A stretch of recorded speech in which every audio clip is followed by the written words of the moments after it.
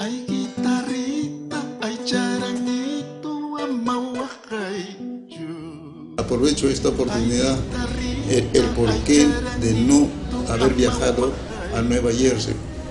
Hubiese querido de mil amores, pero de un momento a otro apareció este infortunio para mí.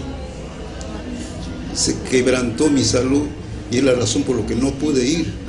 No pude cumplir por primera vez un compromiso de esta cobertura, ¿no? No pude cumplir y yo realmente estoy adolorido haber quedado mal también con mi gran amigo Ricardo, y ojalá haya una nueva oportunidad para quien habla y podría estar presente en una oportunidad, pero Dios lo sabe eso.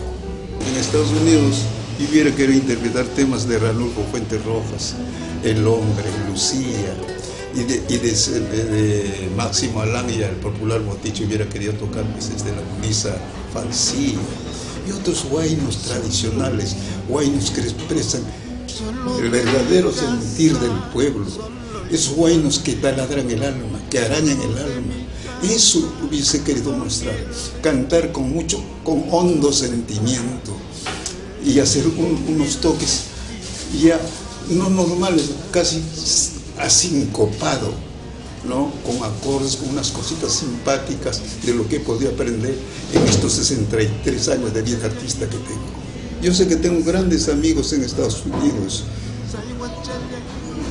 Mis saludos a los parinacochanos, a los ayaluchanos, a los huancavelicanos, a los rangasinos, a los juninenses.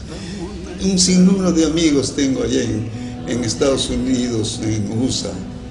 Ojalá, caramba, desde aquí les pido mil disculpas el no estar presente.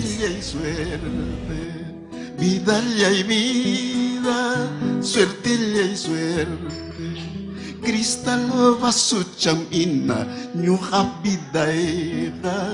Cristal basucham ina, chullalla vida. La guitarra es mi fiel compañera de toda una vida y sin ella no puedo estar. Nasillargani, ay para nasillargani, kainanya wasing purina yaipa, kainanya yaktan wakana yaipa.